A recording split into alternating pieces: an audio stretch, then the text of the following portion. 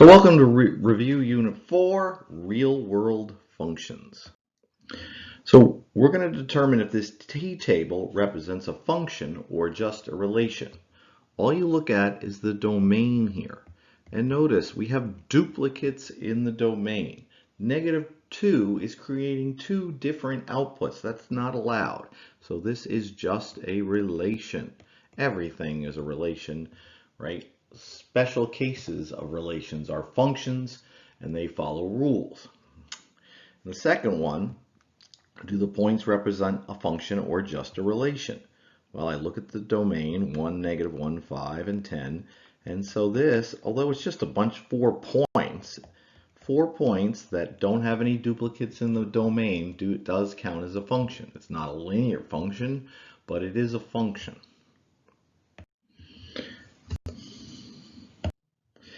All right, same thing here. We're looking for duplicates in the domain, right? Both of these start with -3, right? We have -3, 3, or -3, 4, and -3, 0. Those are duplicates in the domain. But another way to tell is called the vertical line test. A vertical line, although I'm not drawing it very well, a vertical line hits 2 of the points, and therefore it fails the vertical line test, and it's a relation. All right, then the one on the right is a Z shape, and again, you have duplicates in your domain, right? There's 3 different points there that start with -4, or you can think of it as failing the vertical line test. I missed that -4, but whatever. And so this is also a relation, okay? All right, discrete or continuous. A continuous function, neither of these are linear. Even the one on the right is not a linear function. A linear function is in the same slope the whole time. So, but the one on the right is a continuous line. It's not broken up. So this is a continuous relation. You can have a continuous function or a continuous relation. This is a discrete relation. You can have both a discrete relation and a discrete function. But it's a bunch of points, right? You can't draw this without picking up your pencil.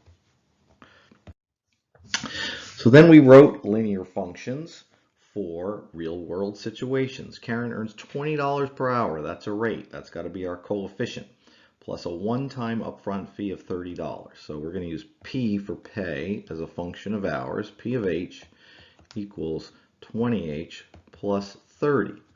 That's our function. And now we could graph that using that data. There's 30, all right? And then for each hour, we're adding 20, so then we'd be up at 50, right? And then we add another 20, and then another 20, and we have a linear function. And this is continuous because you could work parts of an hour and get paid parts of an hour, we're going to say.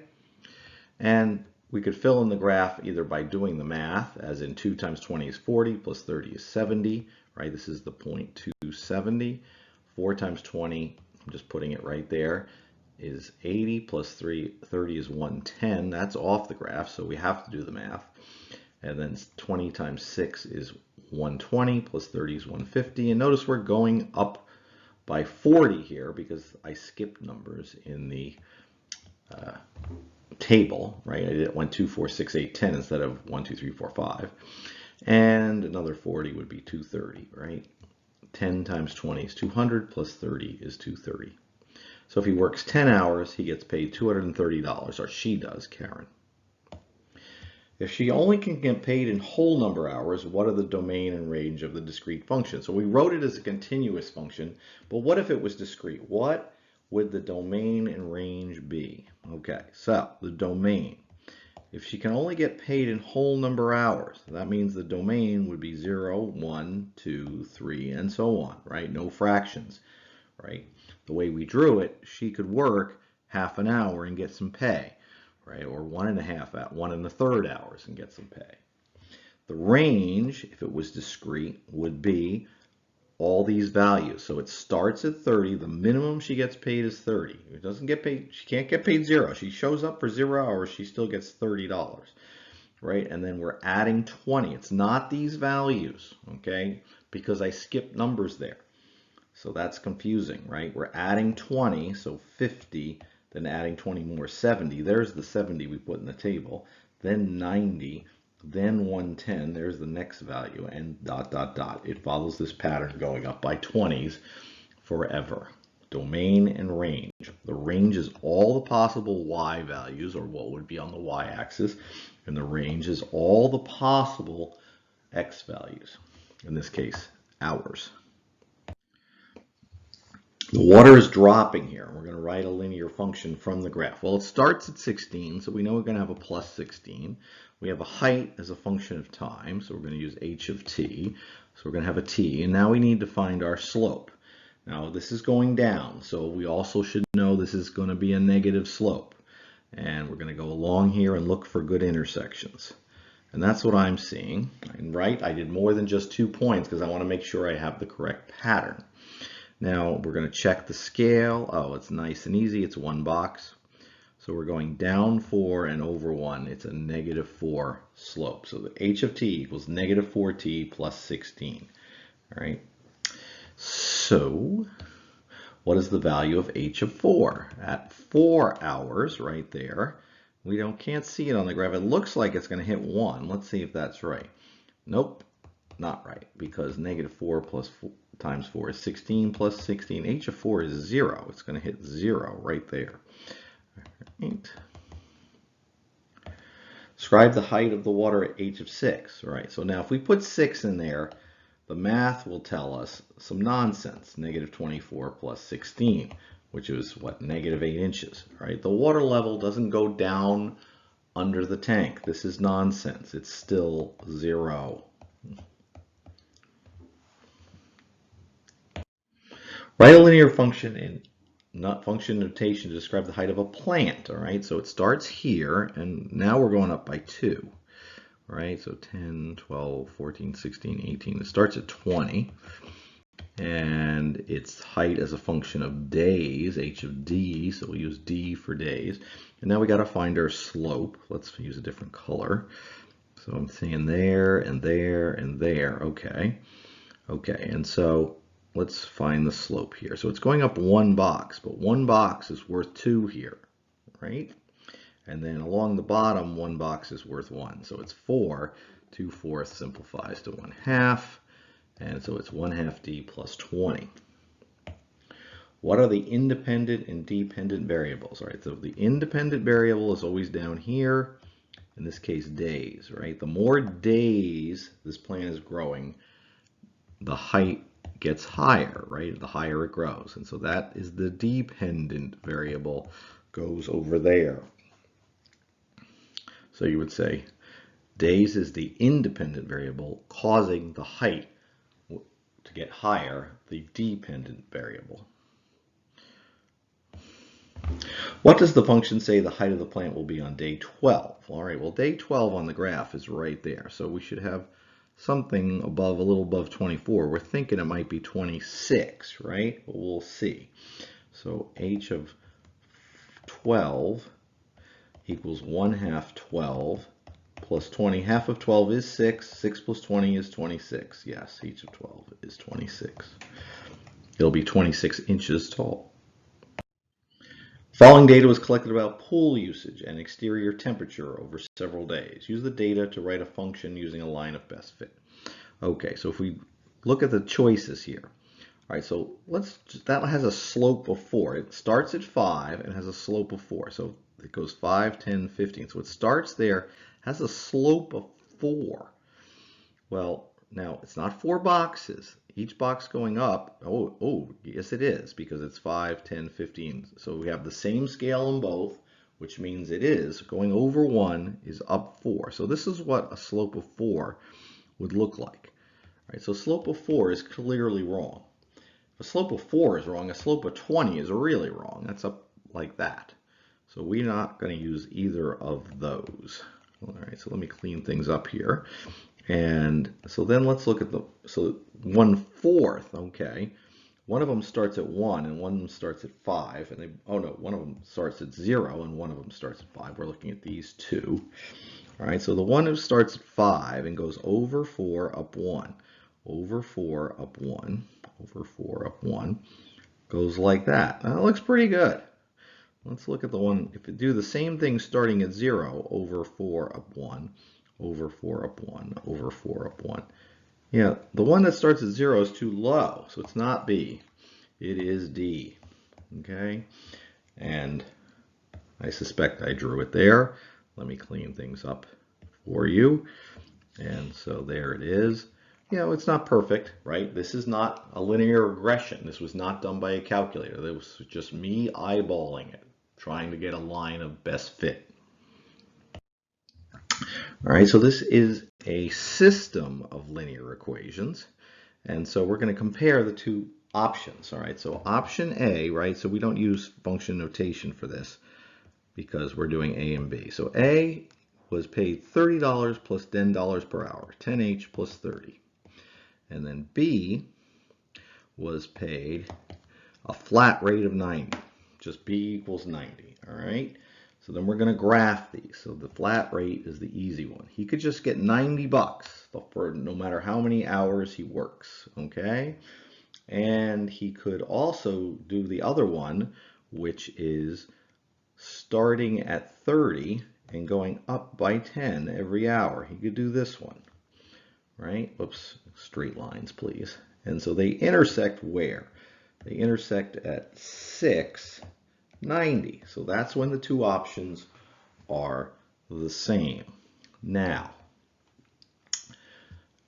what is the way Dan should decide? Well, he has to know this point, right? He wants to get paid the most money. That's an assumption, okay? So if he knows it's going to take less than the 6 hours, he should take the flat rate of 90 bucks because he gets 90 bucks. If he gets it done in an hour, he gets 90 bucks instead of 40 bucks, right? But if he's not sure whether it's going to take 6 hours and he wants to take his time, then he definitely should take A, right? Because then he'll get paid more. In A, you get, the more longer it takes him, the more he gets paid. Right? These are going to find the speed in each section here. So in A, we get 20 miles in 2 hours, which is 10 miles per hour. And in B, right, that's flat, that's the 0 miles per hour. He took him 1, 2, 3, 4 hours to do that, but it's still flat, 0 miles per hour. C, all right, we are here. We went up 2 boxes, but 2 boxes is worth 8, so we went 8 miles in 1 hour. So he went 8 miles an hour. And hopefully we know this is speeding up, okay? And the red one is constant speed. Right, he went this in A, he went the same speed the whole time, a constant speed. In C, they started slow and went faster toward the end. Okay. Plot a graph in which you start at home. So the home on these graphs is going to always be 0, 0. We started at home. Then drive 125 miles at a constant speed for 2 hours. So at 2 hours, we need to be at 125. And since it's constant, it has to be a straight line. Don't give me a curvy line if you're doing constant speed. Then the next section, for the next 3 hours, so now we're going to end at 5 hours, right? We're going to be here. Slow down as you drive another 100 miles. Well, we were at 125 plus 100, so we'll be at 225. So 225. And we got to slow down while we do it. So there has to be a bend like that. All right, you probably should make it even more obvious that you are bending the curve. So let me erase that. And like that. Okay, you went slow at the beginning and then fast at the end. Stay where you are for an hour. Okay. So now we're at 6 hours.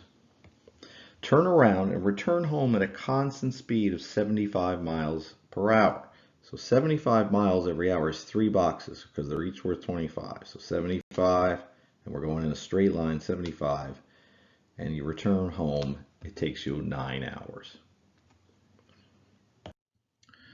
All right, so you're going to sketch a line of best fit. Number of students that completed the homework compared to the page length. Apparently, when you make homework longer, fewer people or students complete it. If you make it shorter, a higher percentage of students complete it. And this is called a negative correlation. And I'm going to say that is a strong negative correlation because those dots are very close to the line. So then if you put this into a calculator, you're not going to be doing calculators on my test, but you're going to have to read the output. So I'll show you output and you write the line of best fit and we're going to round to the nearest tenth. All right, so rounding seems to be a problem for some people. You look at the hundreds place, 2 places over, see if that's 4 or below, you stay. So it's 7.7, x, and so we look at the hundreds place again, it's a 3, so we stay, and we're not going to write 15.0, we're going to write 15. Now we don't need r squared, r 0.75, that is a very strong, and this is a positive correlation, strong positive correlation. All right.